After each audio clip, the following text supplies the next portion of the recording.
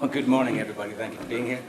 My name is Paul Docherty. I used to be in the video games business a very long time ago, and I've since become a filmmaker. I wanted, with Heart of Neon, you can all hear me okay, yeah? I wanted, with Heart of Neon, to sort of talk about the video games business the way I remember it, because it was, you know, very much a cottage industry. What I found in the story of Jeff Minter is somebody who does it the way that it used to be done today. It's my great honor to introduce Jeff Minter. Roland. Nice to see you. So, Gerald and Hans and Sean give me the opportunity to show some stuff here today. So what you're going to see today is not the film itself. What I've done is it's an opportunity for you to dig into the film and share with you exclusively some stuff that's not in the final cut. What I wanted to make was a film that people who weren't gamers could appreciate, you know, so Jeff as an artist rather than Jeff as a games designer specifically, and a lot of details, right, get left out, hit the cutting room floor, as you say. So what this is half an hour of that deep dive history stuff that explains to people who maybe don't know why Jeff does what he does and what informs Jeff's career to this day. Without further ado, so as a small thing, I don't think I need to remind you, but please don't record this. This film isn't out yet, and I wanted this to be special. This is just for you guys. So without further ado, here we go. Jeff Minter and the Eternal Arcade.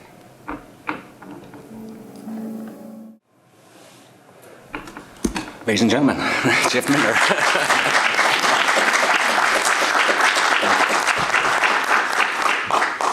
I would like to open it to the floor for questions. Does anybody have any questions? Please. I've enjoyed it.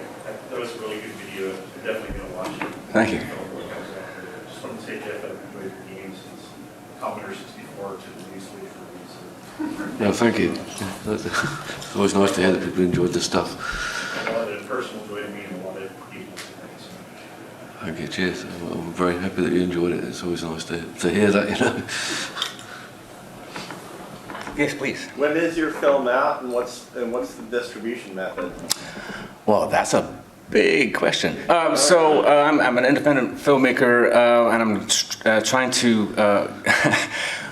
Here's a long story short. Somebody recommended that I do the thing where I go through film festivals. I was going to release it like straight to the audience in April, but there's a feeling that there are lots of documentaries about video games, but there are very few prestige ones, right? Like of the caliber of like Indie Game the Movie, right? And somebody, Brian Newman, specifically said, "I think you got a shot.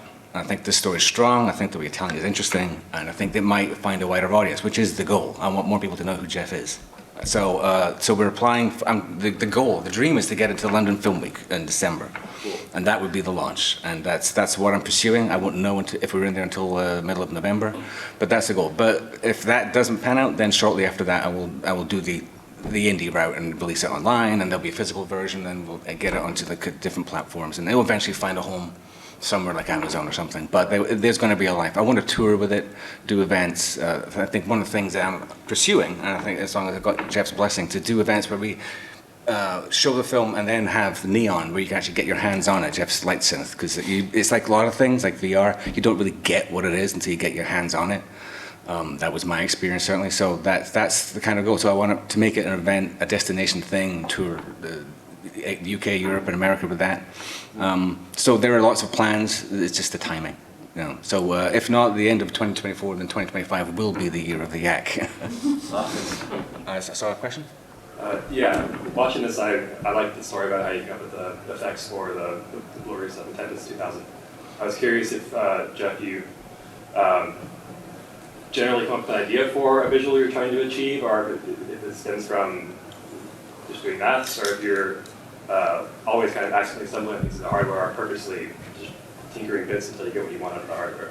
Yeah, I mean, if the hardware lends itself to a particular technique, then I might just implement it and see what falls out. I mean, it's also quite an experimental process. You get the idea, the basic idea for how an effect might work, and then you can twiddle the parameters and see what happens. On my current light synth setup, I've got like a big bank of 48 twiddlers and the sliders that are all exposed, and that's really useful because I can then just sort of sit there and play with it like a synth and see what kind of stuff I can get out of it. But yeah, it's an interactive process usually. Anybody else? Two questions. You have the mask. I'm curious if over your career, you have obviously seen huge changes in the technology and not just the hardware, but also the programming technology. Are there any changes that you found really let you do something that you weren't capable of before that you thought were pretty revolutionary? Yeah, I mean, GPUs are absolutely bonkers. I can remember sitting in a bar in Sunnyvale with one of the designers of the Jaguar, and he asked me at that point, if I could have any feature in a new system, what would I want? And I said, well, I'd actually quite like to be able to do a significant amount of computation per pixel. Because at that point, you were just shifting stuff around, but you couldn't really molest it very much. And modern shaders are insane. I mean, I've got a screen at home, it's one of these ultra wide ones, 5120 by 1240. It's huge. And it updates 165 times a second, and I can write serious code for every single pixel on that screen, and it keeps the frame rate. I mean, modern GPUs are insane. So yeah, it lets me do just a bit more than I could do back then.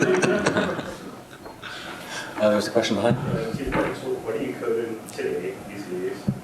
And were there any side effects from Bluebees? Well, I hope the only side effect of Bluebees was it made a few people happy.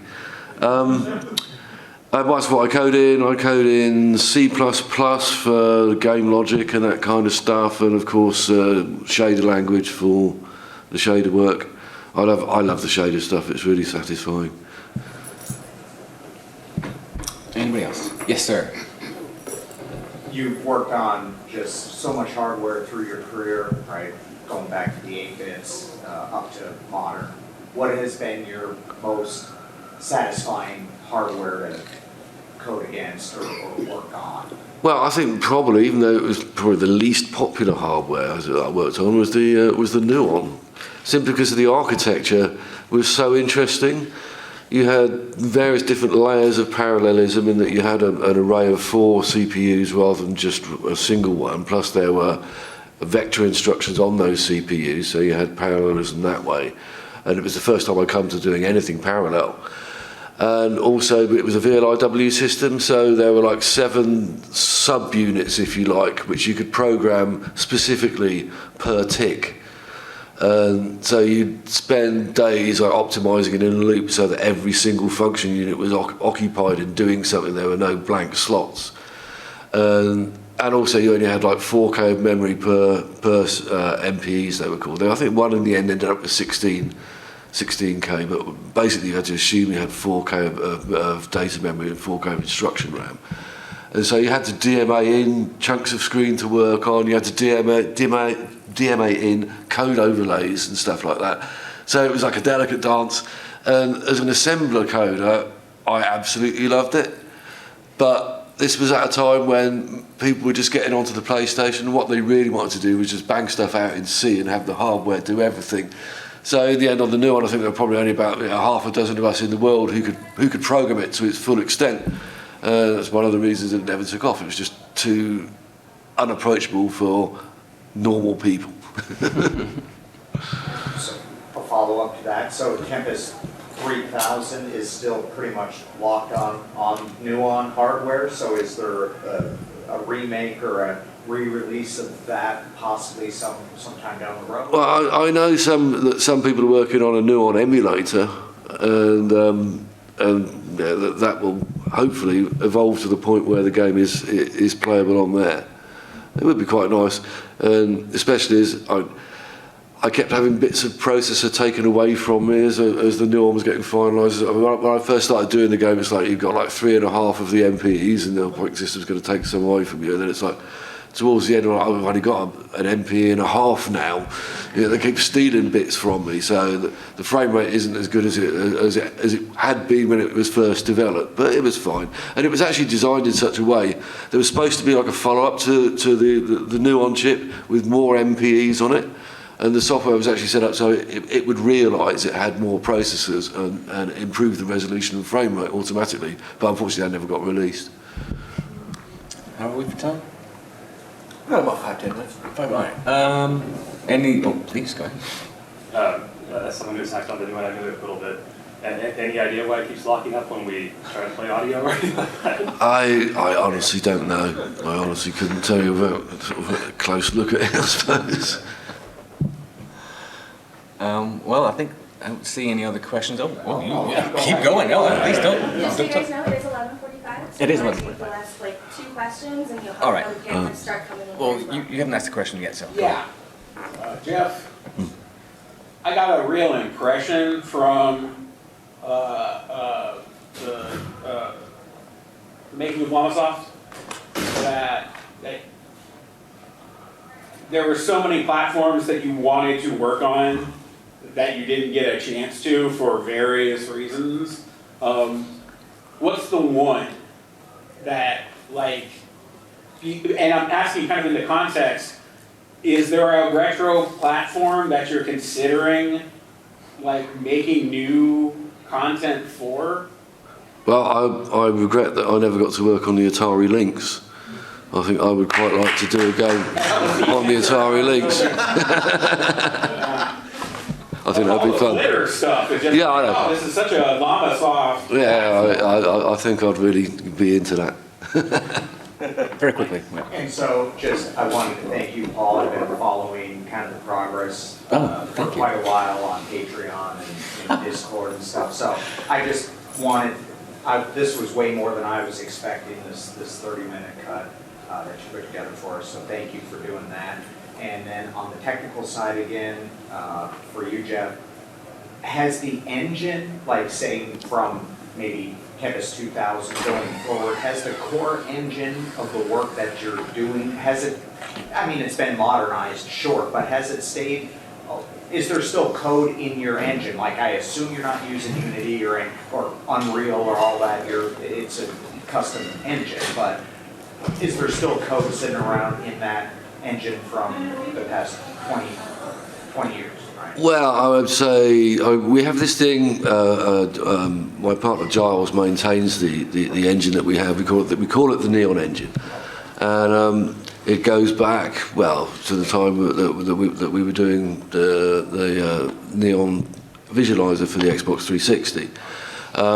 It's been continuously evolving. I mean, it works. Basically, you have a light synth side of things which generates the dynamic textures, which can then go into the game, and now it's constantly updating. I've been updating the light synth side of it recently. I've got a new light synth that I'm working on that's going, and so yeah, bits and pieces of it get replaced, but the way in which it works is still pretty much the same. So it means I can code to our engine, and then basically the ports just fall out. Giles has done a lot of work on the back end to make that possible. He really works very hard on that thing. All right, we've got to wrap that up. Thank you so much for your time. Thank you. Thank you for watching. Please like and subscribe, and here are a few more videos for you to check out.